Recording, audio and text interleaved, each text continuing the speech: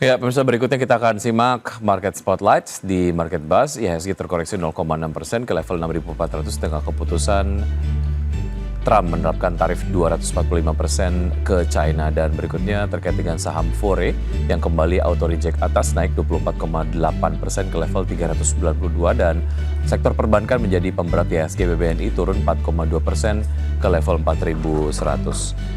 Dan berikutnya kita akan simak agenda ekonomi pemirsa. Dari Amerika Serikat ada pidato Ketua Dewan Gubernur The Fed Jerome Powell. Kemudian dari Jepang ada neraca perdagangan Maret, ekspor tahunan di bulan Maret dan juga impor tahunan di Maret. Sementara dari Singapura ada neraca perdagangan di bulan Maret dan juga dari dari Australia maksud kami ada data terkait dengan tingkat pengangguran. Agenda emiten. CMRY, kemudian MFIN akan menggelar pemberitahuan RUPS, NISP pembayaran dividen tunai, ROTI X dividen tunai, dan ITMG cum dividen tunai. Berikutnya pembukaan dari bursa-bursa utama Asia di pagi hari ini. Pemirsa dapat Anda saksikan di layar televisi untuk bursa-bursa utama Asia di pagi hari ini. Dibuka mix dengan Nikkei memimpin penguatan dengan menguat 0,51% di level 34.091. STI Singapura menguat 0,07% di level 3.665. Kospi Korea dibuka menguat 0,37% di level 2.456 dan Hang Seng Hong Kong dibuka melemah 1,91% di level 21.056.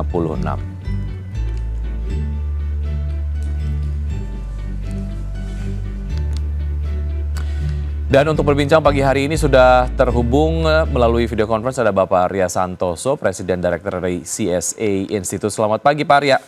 Pagi Mas Vicky. Baik, terima kasih sudah bergabung bersama kami di Market Buzz. Pak Arya, semoga sehat selalu.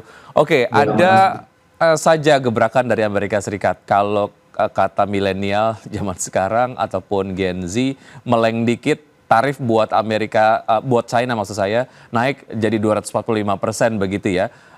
Ini sebetulnya menjadi satu hal yang quote unquote cukup mengejutkan untuk masyarakat yang kemudian mengikuti perkembangan dari perang tarif Amerika Serikat dan juga China. Kita pikir kemudian ini akan melunak Amerika begitu dengan meminta China untuk melakukan negosiasi, tapi at the end of the day di sore kemarin ada keputusan dari Amerika Serikat, White House kemudian menyampaikan bahwa kembali terjadi retaliasi tarif terhadap China sebanyak 245%. Bagaimana Anda melihat ini Pak Arya? Ya, kita melihat bahwa Trump juga punya ego yang cukup tinggi ya. Jadi kita lihat bahwa beliau tidak ingin terlihat ketakutan ya, atau ragu-ragu dengan kebijakan-kebijakan yang agak nyeleneh itu ya. Tapi kita memperhatikan bahwa kekhawatiran pasar akan adanya ketegangan perang dagang ini udah mulai mereda ya. Karena sebagian besar negara-negara partner dagang Amerika itu mendapat penundaan reciprocal tariff sebab akan masuk dalam tahap pembicaraan dan negosiasi. Namun uncertainty dari pasar kan tetap membayangi dan masih memberikan tekanan ya pada pasar. Jadi kemungkinan dalam kondisi begini ujung-ujungnya akan terjadi suatu kesepakatan ya pada negara-negara partner dagang Amerika. Nah, kecuali China yang merasa dirinya sangat kuat, kemungkinan akan ada perbedaan sendiri gitu. Dan ini yang masih dikhawatirkan oleh pasar.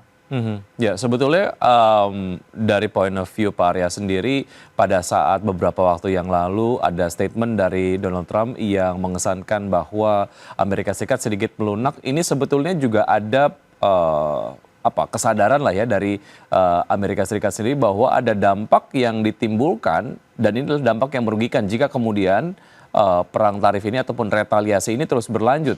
Menurut Anda seperti apa Pak Arya? Sejauh mana ini kemudian dapat menjadi sebuah basis untuk akhirnya dapat lead ke sebuah perundingan yang bisa win-win, at least untuk kedua negara besar inilah, Amerika dan juga China?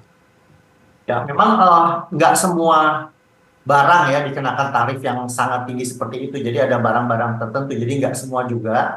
Maka jangan sampai kita khawatir dengan angka yang demikian besar. Ya. Tapi memang dengan adanya pertempuran dari perang dagang ini itu membawa suatu nuansa ketegangan ya. Tapi kalau Indonesia sendiri sebenarnya tidak akan melakukan strategi frontal kepada Amerika.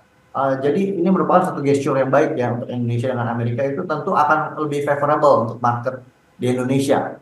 Nah, kecuali memang dalam kebertahanannya China dan Amerika ini yang kelihatannya akan tetap membawa satu ketegangan. Tapi ujung-ujungnya nanti pasti ada suatu kesepakatan karena mereka juga sebenarnya ada saling membutuhkan. Amerika Baik. membutuhkan barang-barang dari China dan sekarang China juga boleh dikatakan cukup jual mahal untuk tidak terlihat menunduk ya kepada Amerika. Baik. Kelihatannya ini masih akan beberapa waktu, 1-2 pekan ke depan akan saling memperhatikan apakah memang bisa ada kesepakatan yang lebih baik untuk bilateral. Ada mekanisme negosiasi tersendiri yang dilakukan oleh Indonesia dan sekarang kemudian tim negosiasi sedang bernego dengan Amerika Serikat. Mudah-mudahan nanti win-win solution lah ya, ataupun mungkin ada keputusan yang dapat menguntungkan kedua negara antara Indonesia dan juga Amerika. Dan Anda juga menyampaikan bahwa sebetulnya yang terjadi antara Amerika dan juga China at the end of the day tidak akan terlalu berpengaruh terhadap Indonesia, tapi psychologically speaking, secara sentimen begitu, ini mempengaruhi pelaku pasar nampaknya. Strategi investasi yang paling antisipatif Pak Arya, menyikapi ini apa? Ya sebenarnya kalau untuk para investor ya sebenarnya itu tetap kita lakukan cicil beli ya, kita melakukan cicil beli, kita perhatikan sektor mana yang mungkin diuntungkan atau dirugikan. Jadi kita nggak perlu sampai exit dari market totally. Jadi memang kita juga mau nggak mau kan nggak mungkin kita nggak ada investasi sama sekali. Jadi strateginya adalah kita akumulasi bertahap khusus perusahaan-perusahaan yang berfundamental baik yang tetap masuk, yang sudah masuk ke margin of safety gitu. Jadi tetap kita risk manajemennya juga ada. Kemudian perhatikan rotasi sektor. Jadi risk management dan rotasi sektor itu cara antisipasi yang terbaik. Baik, lalu bagaimana dengan adanya data terkait dengan akumulasi net sell asing ataupun capital outflow, Pak Arya? Ini juga mostly mempengaruhi pengambilan keputusan pada saat pelaku pasar akan melakukan investasi begitu. Bagaimana Anda melihat ini dan sebaiknya seperti apa? Apakah kemudian tetap cicil beli menjadi satu strategi yang paling antisipatif, memanfaatkan pelemahan yang ada, masuk ke saham-saham yang fundamentalnya bagus, atau seperti apa Pak Arya?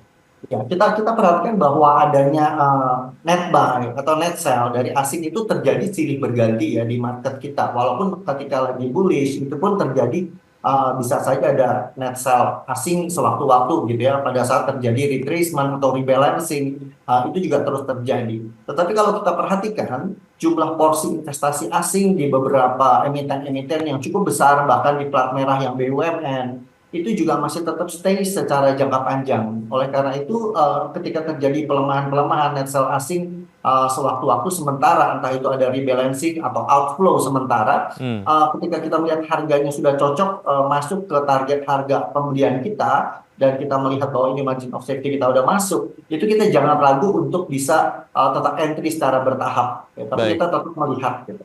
Ada nggak critical level ataupun mungkin batasan kritis lah ya, data akumulasi dari capital outflow yang investor harus betul-betul cermati? Kalau Anda tadi melihat sejauh ini ya, ini seperti investasi di hari-hari sebelumnya begitu ya, bahwa capital outflow ini adalah menjadi sebuah rebalancing lah. Tapi ada nggak titik kritisnya yang kemudian kita harus waspadai begitu kalau memang sampai ke level tersebut, akumulasi dari capital outflow-nya, ada strategi investasi berikutnya yang harus dilakukan oleh investor? Ya, untuk risk management seperti misalnya kita alihkan ke aset yang lain ya, ataupun kita misalnya switch ke tempat yang lain, seperti kalau Anda melakukan trailing stop ataupun stop loss itu tetap harus dijaga. Jadi kalau kita bilang tren penurunan itu memang sudah terjadi sejak September 2024 ya, sampai sekarang memang nggak ada upside ya, boleh dikatakan walaupun ada naik turun sementara, tapi trennya masih tren turun.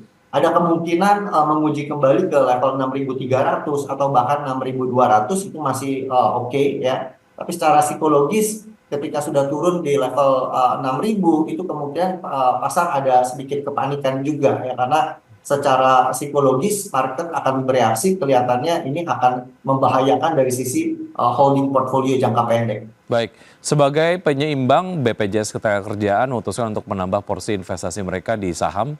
Pak Arya, bagaimana ini kemudian menjadi sebuah sentimen yang cukup menjadi penyeimbang lah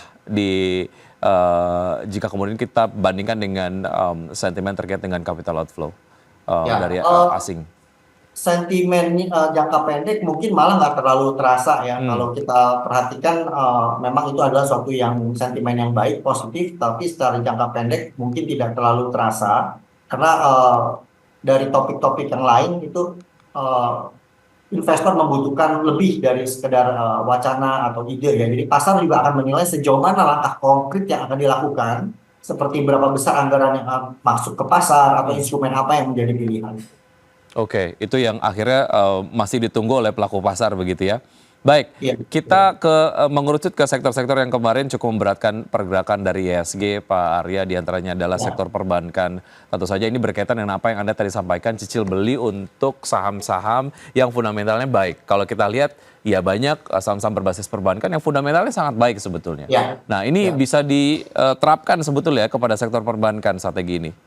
Ya, ya bisa. Jadi kalau kita perhatikan memang sektor perbankan ini masih akan terus dibutuhkan ya oleh para pelaku pasar di sektor real juga itu akan menyimpan atau meminjam uang ini akan terus ada ya. Oleh karena itu sementara ini kita melihat ketika kinerja suatu emiten itu cukup baik dan harganya sekarang relatif cukup murah, maka kita boleh katakan ini merupakan suatu kesempatan yang baik di beberapa waktu ketika ada pelemahan, ketika ingin melakukan buy on dip, apalagi holding periodnya cukup lama, itu bisa lakukan di cicil beli. Tapi bagi mereka yang memperdagangkan jangka pendek, tentu akan perlu memperhatikan kapan waktu-waktu swing high atau swing low.